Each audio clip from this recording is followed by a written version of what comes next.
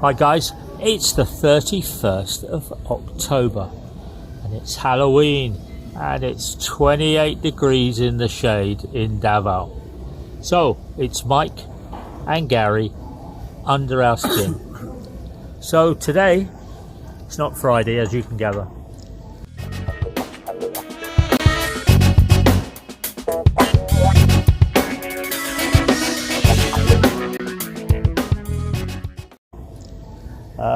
I'm going to start off today. I was finishing my job in South Wales, and the hotel had been bought by a private investor, and I didn't like what was going to happen with the hotel,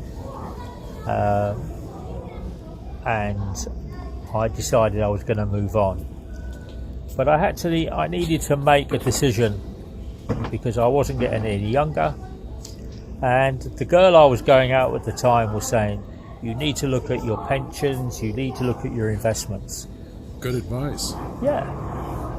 And I was I'd been paying into a pension since the age of 17 with a company called Abbey Life in the UK. So I ended up sitting down with Caroline and going through what we were doing with, or what I was doing with my finances. I had houses, I had what I thought was a good portfolio, but what I wasn't looking at the age of 36 was, or 30 to 36, was what I was going to retire on, or when did I want to retire. So we sat down and we looked at what I was going to be doing, and I decided I wanted to retire at 55, and I wanted to have enough money that I could actually travel. So we looked at what my investment was going to give me from Abbey Life, and it wasn't a lot. Even though I've been paying into it for a long time, it wasn't a great deal of money that was going to be paid out, and I would have to maybe quadruple the payment each month, which meant I had to look at what I was doing for a job, because cooking doesn't pay a lot of money, but I needed to make sure that I had enough money coming in. So we put together a plan, and I accepted this job in Scotland on 45,000, and I had 3 months to work as my notice period, which took me through the Christmas of 1991. Now, I'd got through my divorce, I'd cleared all the decks of any issues with that. I wasn't communicating with where I was going or what I was doing with my ex-wife. Carolina was doing her job, working for insurance companies, selling insurance. Well, you were free and clear, right? You weren't making alimony payments? No. So you had no reason. I made a clear cut that I would pay the money and make sure that there was going to be no onward contribution after the divorce date, and I never have, and I never did make any payments. So I had 3 months, and I was planning to move to Glasgow, and it was a nice hotel, nice job. So we laid out this plan that I needed to put more money into these pension funds. I needed to do some investments. It was going to be hard for the first 4 or 5 years, but it would pay dividends on the long run. So as I was working my notice period and I was moving to Scotland, I was moving my bits slowly up to Shorelands in south of Glasgow. A company approached me that they were looking for this executive chef working on cruise ferry out of Portsmouth. Salary was £65,000 a year. That's pretty good. I'd never worked on a boat before, but I didn't fancy it. But I didn't know how I'd get on, really. So it was 65,000. It was 20,000 more than I was going to be getting in Glasgow, which was a big deal. What cruise line? It was with P&O.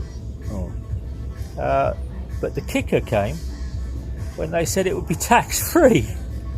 wow. So I didn't think any jobs in the UK were tax-free at the time. I thought you had to go to Saudi Arabia or further I guess afield. that's because you're out there working in international waters. Yeah. So because you're outside the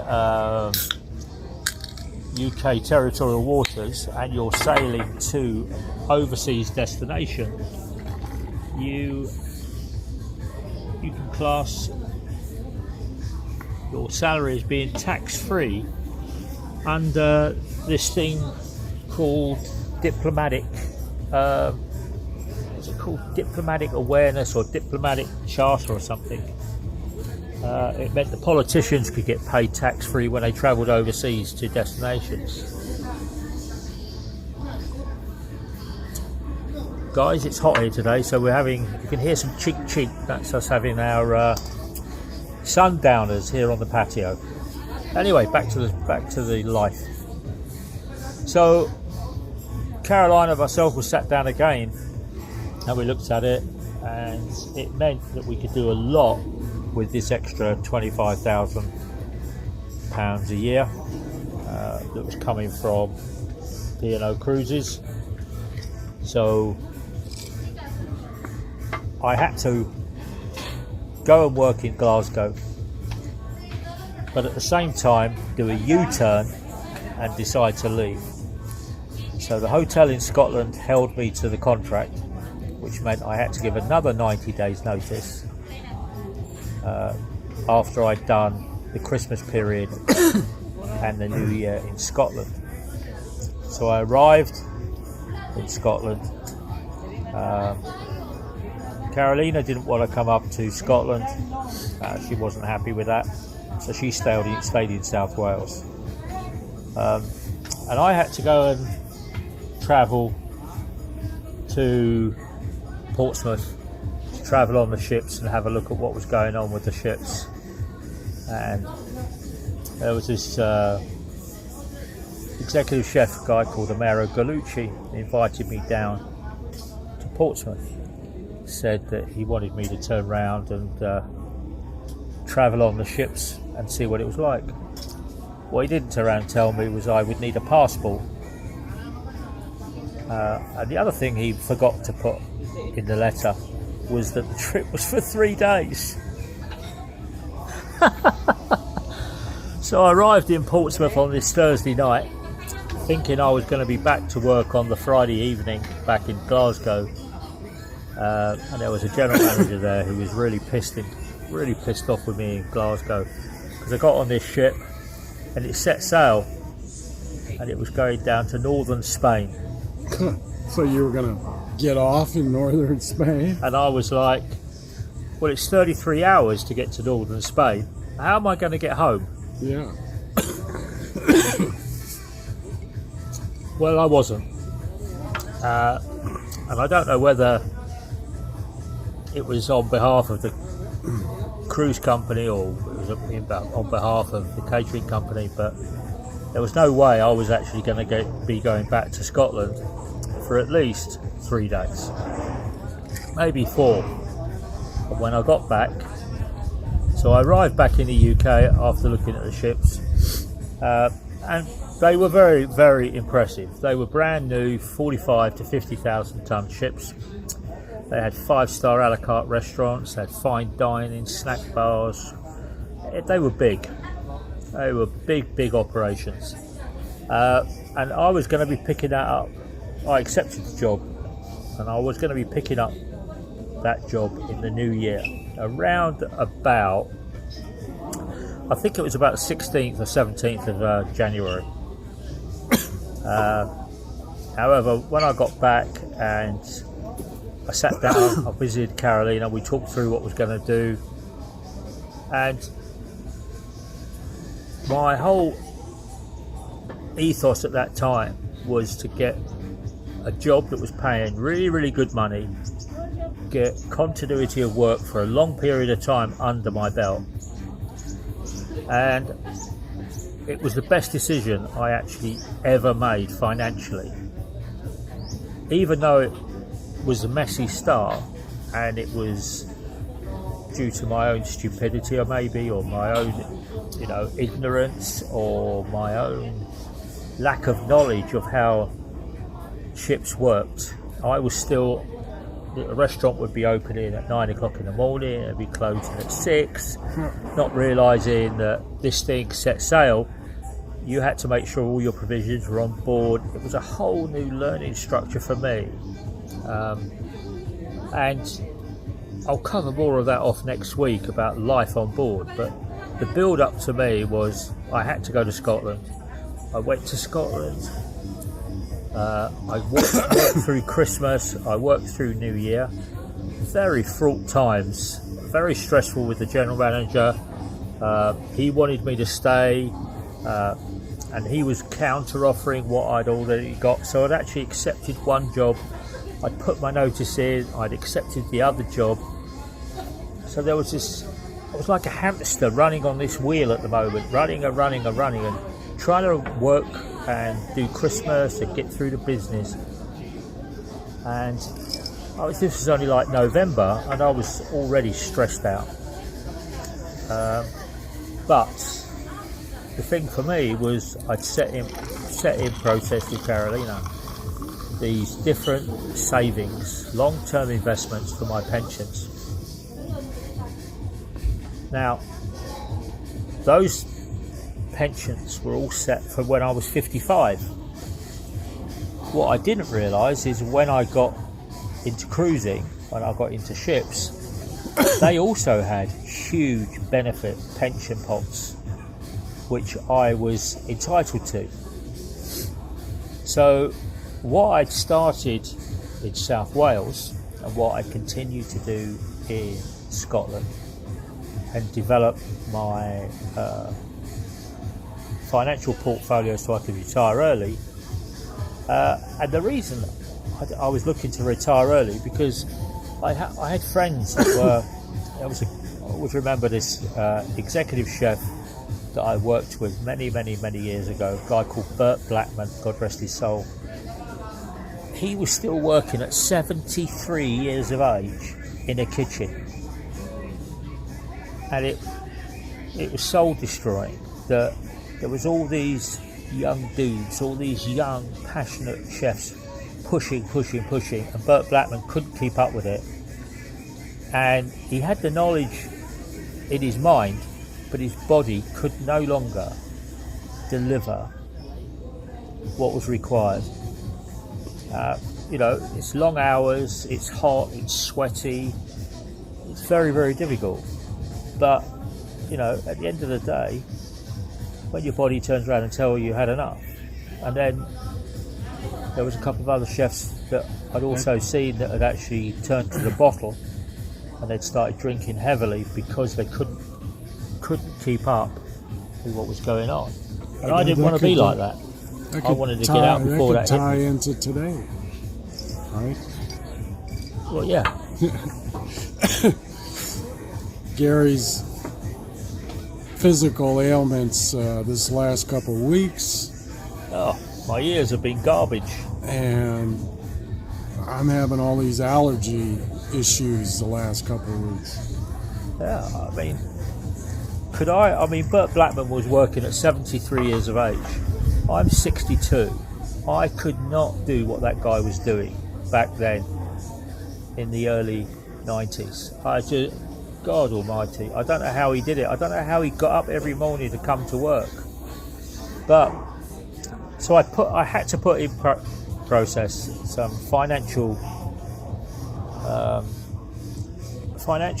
stability for me.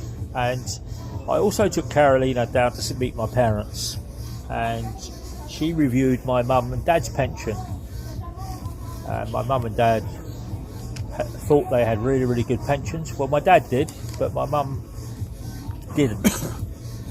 Even though she worked for the National Health, her pension pot, pardon the phrase, was piss poor. Had nothing in it for her. She had to sit around, and she came out very, very well, because the government at the time when my mum was retiring were looking for people to take early retirement.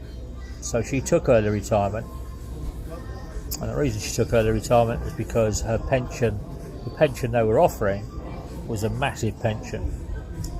My father didn't like it because he worked for the government company, the Water Board, and they weren't looking for early retirement. So my dad had to work an extra 5 or 6 years longer than my mum, and my dad got a real bee in his bonnet about that.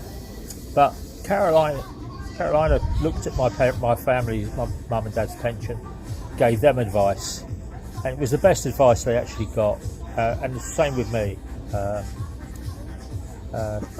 Carolina actually, when we went back to Wales, she left Wales, and she went with her family to live in New Zealand, and they opened a winery on the commission she made out of the pension pots that she set up in the UK. That's pretty good. Yeah. So the advisory work she was doing was paying her a lot of money. I wish that I had. But I never actually fancied moving to New Zealand. Too many sheep for me. Too many sheep. I hear it's a nice place. Expensive though. It is. Yeah, it is a lovely country. But as you say, it is very, very expensive. So I spent a whole 4 or 5 years working between Wales, Scotland, and then going on to the ships, putting together my financial package. It was the last 6 months at Wales. I had to do 6 months in Scotland, which turned out to be 12 months, because I had to work Christmas and work my acceptance notice into the business, but then I also had to give my 3 months notice, and because I'd really messed them around, I gave another 3 months before I ended up joining cruise ships. So I started moving around September. By April, May the following year, I was ready to sail on P&O. Is that my cue? That's your cue. 8 ball in the corner pocket. Yeah. I left off last week, I believe, with getting married, running this business that I had, mobile business to car dealerships that I had, running around San Diego County, living in San Diego now. The business was doing okay.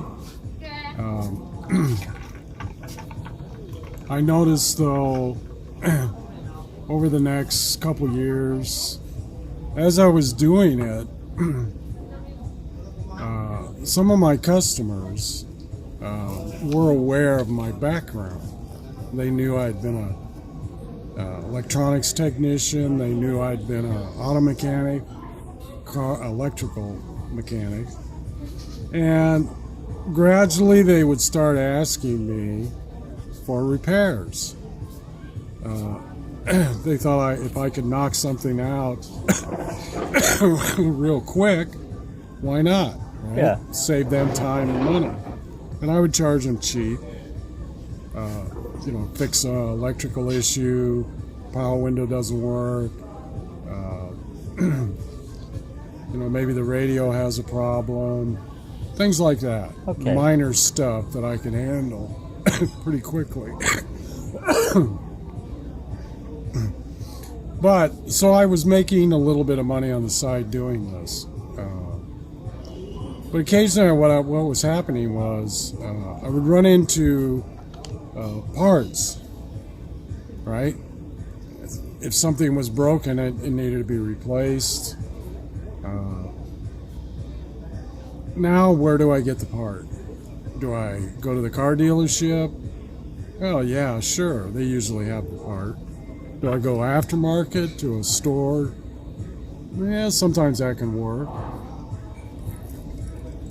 But the problem is, I want to make money on the part. So you don't want to be giving money to the dealership. Exactly. And I want to be able to buy the part cheap, mark it up a little bit, make some profit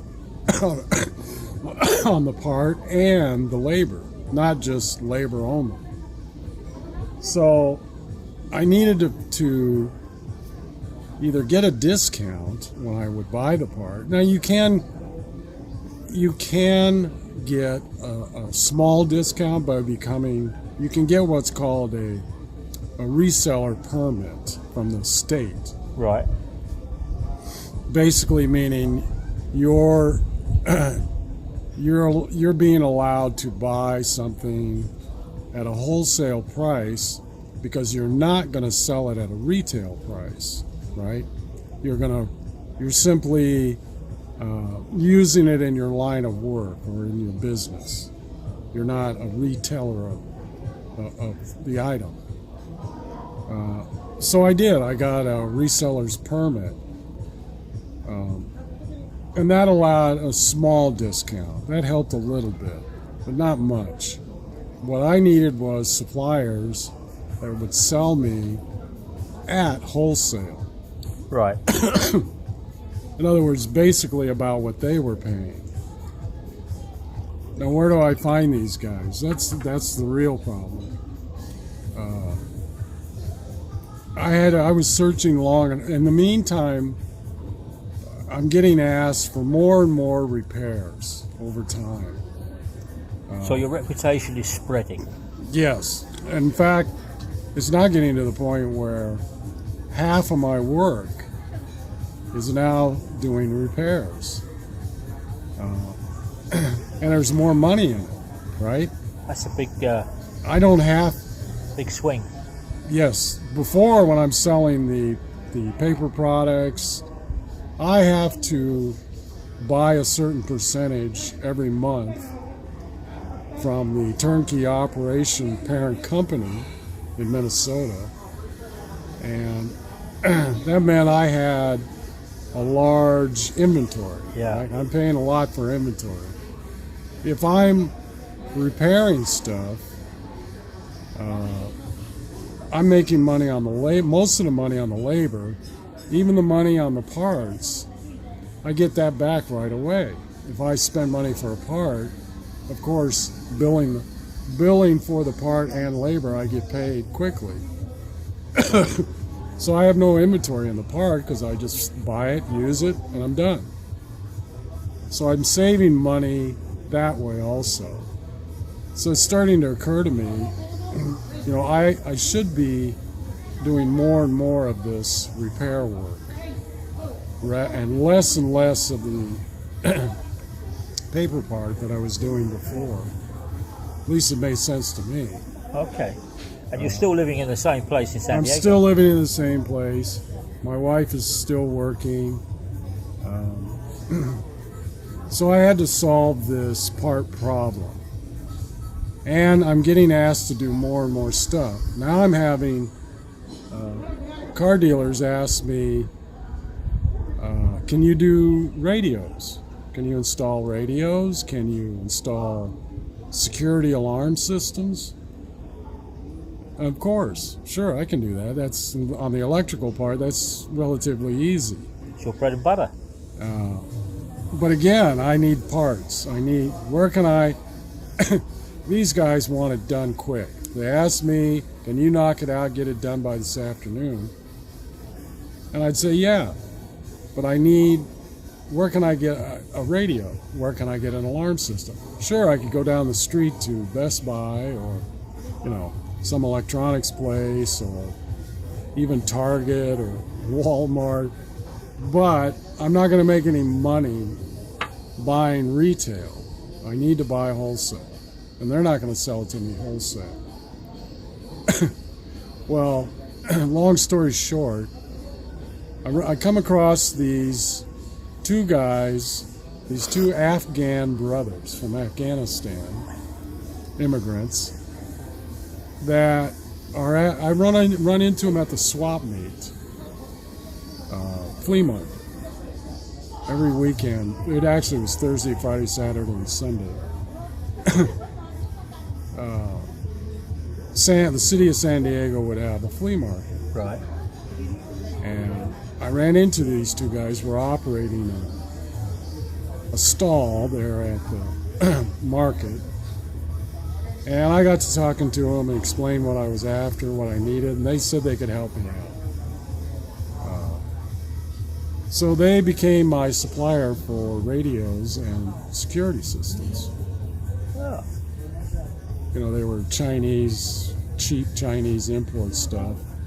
But hey, you know, as long as it worked, that's all I cared about. Yeah. You know, I think the radios were called Majestic. Probably never heard of Majestic, but they're a cheap Chinese company. I forget some of the security alarms. Same thing, they were cheap Chinese knockoff stuff. But they had the stuff in stock. They cut me a deal. They would knock a little bit off, sell it to me at almost wholesale. So now I'm making money on parts. The other parts, I found a couple places online. There was like rockauto.com. You could buy stuff. And I would stick to common repairs. That way, if I could buy one or two of one item online. Right. Keep it in inventory. I wasn't spending much on stock. So you weren't doing branded names? No. I wasn't buying OEM, original equipment manufacturer. Yeah. Too expensive. So you buy the Majestic, put it into the car, turn it round, give it back to the guy, and then charge him with your... Right. I'd mark up the cost of the radio, and so I'd make money on the markup, and I'd make money on the labor. Right. And I'm making more profit doing this than I am selling the paper products. Right? So your franchise business is just 50% of your work is making less than your newfound... Yes. So I'm realizing I got to phase out the franchise side of it, get more into the repair side of it, because I'm making more money doing that. And now I'm starting to figure out the parts side of it, where most of the stuff I can make money on the parts. Along the way, and I think I briefly mentioned it last week, I run into this guy, this Aussie, named Garry. Oh, got another one. And he's a tall, good-looking guy, young guy. He's running around San Diego. He's got a company called MAS, Mobile Airbag Service. And that's his whole business. He's into airbags. Right. This new thing. They had just come out a few years before. Yeah, I remember them. All cars started to have those big steering wheels and those like big chunky things in the middle. Exactly. Yeah. Now, Garry was based in Murrieta, which is Riverside County. But he was picking up a lot of business in San Diego County. And when he found out I'd been a mechanic and worked for dealerships, he thought, aha, this guy, he could really help me, right? He wanted me to work for him. Right. Well, this wasn't a bad idea at first, but we had an issue with how would I get paid? Right. You know, was I an employee? Well, he's not going to pay me. He still wants to make a profit. So we had trouble settling this payment issue. Eventually we came down to flat rate, back to flat rate, the flat rate book. There's actually labor time in the flat rate book. Beat the book. For airbags. Yeah. Replacing airbags, working on the system, etc., etc. And this was also the beginning of scanners. Remember, I think I mentioned before, you can use little mini scanners. Are they like ICU units you plug into cars? You can plug them in. They have a screen, and it'll read out fault codes. Right. You can go into the engine computer, the ABS brake computer. Okay. You can go, you plug this into OBD, onboard diagnostics, which are now mandated by the government. And you can read the fault codes, read what's wrong with why the light is on in the dash. The problem was the government mandated only for repairable systems that could be aftermarket. In other words, a check engine light, right? If there's a problem with emissions, smog, Yeah. an aftermarket shop has to be able to read the fault code and fix it. Unless it's a Volkswagen, and then they fix the reading. Yeah, before it ever gets sold to the customer. Yeah. There we go. Well, Sorry, Volkswagen. So the government didn't mandate that the airbags were required. So the scanner companies didn't see a need for making the scanners read the airbag system. So it was hard to find a scanner that could do it. Right. So Garry, this was early on. Nowadays, all the scanners do airbags. They've changed all that. In fact, nowadays it's gotten really complicated. There's all this programming involved and coding, and you remember that. I talked about that years ago. Yeah, I know. Coding. You had to do an exam on that. Yeah. So Garry had found a scanner that could do it. He would let me use it. I could actually use it with my customers too, right? Make money that way. They're expensive though. I didn't want to buy one, at least not yet. So I did. I would do work for Garry on a flat rate basis. The problem was Gary's customers were primarily body shops working on insurance claims. Okay. So,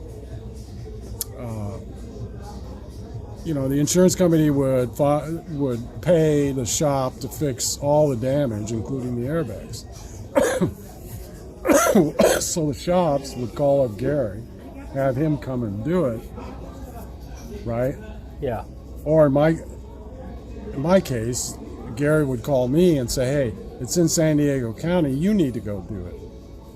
I'd say, "Okay," but Gary's trying to keep me to a schedule, and I've got other things going on at the same time, so it's hard for me to keep Gary's schedule. Garry says, "Oh, you need to be here at 10 a.m." And I'd say, "Garry, I've got something else going on, or I've got, maybe Got other two." bits of my business to run. Yeah, and Garry didn't like that, but that's the way it was. And if he wanted to keep things rolling, then it had to be that way. Well, you just knew this wasn't going to last. At some point, we were going to come to a loggerhead. Right. Yeah.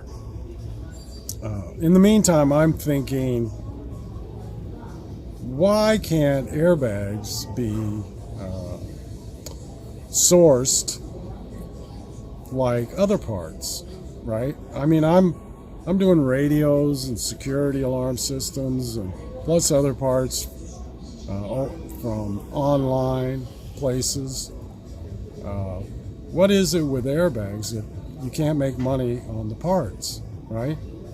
So what I mean is, you were buying cheap radios and putting your markup. Why Yeah. can't you buy a cheap airbag and put a markup? Exactly. Okay, Yes, that's the idea. makes sense. Well, now you're getting into legal liability. You know, airbags came out, and if you recall, in the beginning there was a lot of controversy. There were, people getting killed by airbags. You'd have a little kid sitting in the front seat, and airbag would go off in an accident and kill him. Yeah. So there's all the, of course, lawyers love this. This is money to them. Sue everybody involved. Sue the car maker, sue the airbag maker, sue Sue the fitter, delivery guy. Sue the guy that installed the airbags on the assembly lines. Sue whoever you can come up with that's Right. even remotely related. Well, this made everybody scared. Nobody wanted to get sued.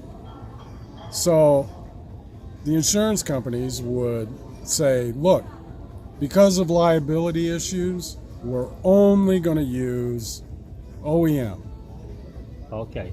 brand new OEM, original equipment.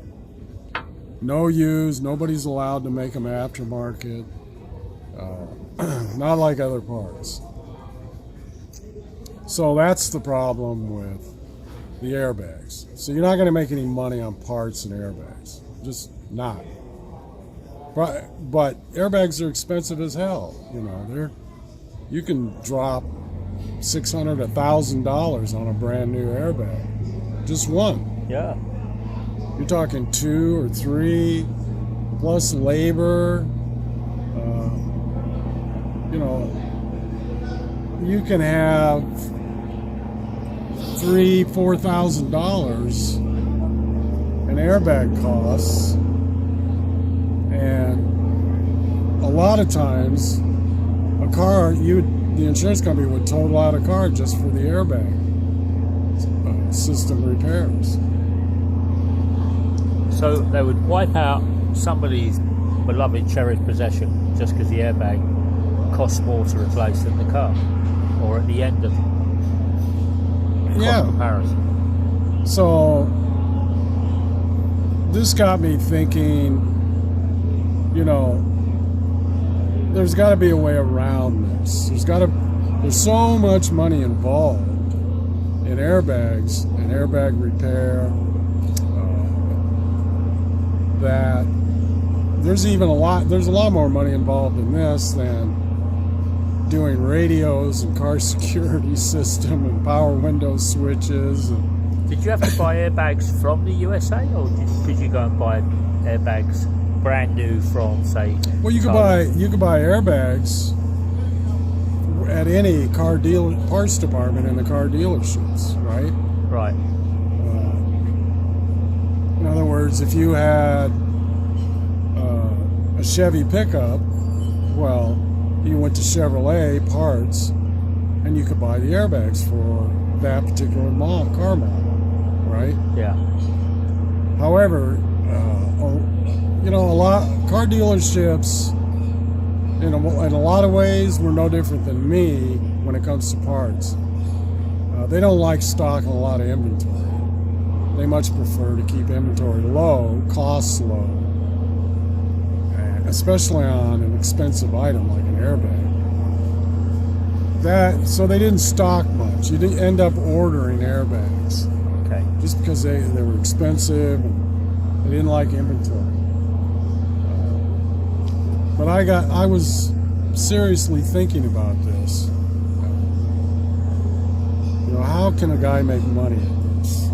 There's got to be a way. And plus, I was starting to run into a new customer who was in the shadow gray area between car dealerships, parts, and body shops. Right. And these guys were called rebuilders. Okay. And a rebuilder actually could cover a big area. He could actually be a body shop, because there were body shops that when a car totaled out, right, the insurance companies would write it off saying it costs more to fix it than the car's value is worth. So we're going to write the customer a check to buy a new car. These guys would turn around and buy the car wrecked and fix it themselves, flip it, sell it, make a profit. So they'd fit on all of the cheap parts from Taiwan or China or whatever. Exactly. Rather than go to the... Okay. They'd fit on that, and then it was their own labor, right? So they're not spending anything on labor. Yeah.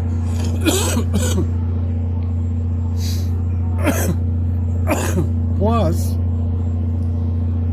there's a whole group of car sellers. Guys, their whole business was buying cars wholesale, flipping them, fixing them, flipping them, making profit. Right. Now you could call them car retailers, car sellers, even car dealerships. Right. But they didn't have a location. Or if they did have a location, it wasn't for selling cars. It was just for fixing, right? So they might have a repair facility or a warehouse full of cars. Out front, they'd have half a dozen cars be for sale written in there. Yeah, it could be. But, Yeah. they were going to auctions. They would buy most of their cars from auto auctions. Okay. And their whole business was buying cheap, fixing whatever was wrong with it, and then flipping it for a profit, selling it at a high markup. Yeah, my brothers used to get into that. They used to go to the auction, buy some beat up, dilapidated car, Right. and then turn it into a Rolls Royce. There's a whole business. There's thousands of people doing this, Yeah. especially nowadays. It's even more common nowadays. The whole auction business has gone much bigger than when I was involved in it. Mannheim auto auctions, on and on and on. Yeah, we got a Mannheim. Well, there used to be a Mannheim in Bristol, in the UK. Yeah. Used to turn over maybe 1,000 cars on a day. In fact, I used to get business at the auctions. Okay. Yeah, I got an auction pass, and I'd roam around with these rebuilders. Hey, you need something fixed? Oh. Right? I can do it right here, fix it for you. But anyways, this all relates to the airbag business. And because airbags were so expensive, a high-cost item, and it was easy to total out a car just because of the costs of fixing it with the Right. airbags. And I was getting a lot of pressure, a lot of these rebuilders, a lot of these car dealerships. How can we save money on the airbags? There's got to be a way, got to be a solution to this. So I started looking around. I started checking this out, and I'm thinking, there's more money in this. This is much more upscale, more profit here. I just got to figure out a way how to do it. How can I buy cheap and make a profit? Yeah. Well, one day I accidentally come across this wholesaler, parts wholesaler, operating out of a hangar next to a private airport in Fontana, Riverside County, called Bass Enterprises. And I found they were running an advertisement, and they had a website. This is very early on in the internet age. Not many people were on the internet selling product, but these guys were. They had a website. Guess what? They're selling airbags and airbag supplies. Oh. And they're in my area, right? So I'm thinking, well, if these guys can do it and they're making money, right? They got a website, they're running an ad in a parts magazine, a car parts magazine. They sound organized. Who is Bass Enterprises, and can I do business with them? Well, I get in touch with them, I talk to them. They don't want to cut me any deal. They don't want, we're already at wholesale. We're not going to cut you any price, any discount. So there's not much money to be made with buying from them because they don't want to give me a decent price. But who are they buying from, right? Where are they getting their supply? That's the mystery. So one weekend, me and my girlfriend, or me and my wife actually, we paid a visit to the airport. They were located in a small hangar at the airport, on the edge of the airport. And we went through the trash. They had a Holloway dumpster out back. We started digging through the trash, and we found boxes with invoices on them and shipping address labels. This is how we found out who their suppliers were, out of the trash. The private investigator. Yeah. There's always a way to make a buck. You just got to know how to do it, right? So next week, I start a new business, and I get my brother from Los Angeles, Mr. Hollywood. I get him involved as a partner because we needed a fair amount of cash to get up and going. And I'm going to talk about how I completely end the old business and start a new business with my brother as a partner. And we're going to have a location in San Diego with a small warehouse for inventory. And how I ran that for about 6 years. At one point, the best year, we made almost $500,000. Very nice. Very nice. That'll be next week. Okay. Well, for me, next week, I'm going to be talking about my journey for 20 years on P&O and cruise ferries and cruises. So from Salina and myself here at the Garden View overlooking Samal on a glorious, glorious Saturday. But hot. Take care. Look after yourselves. God bless.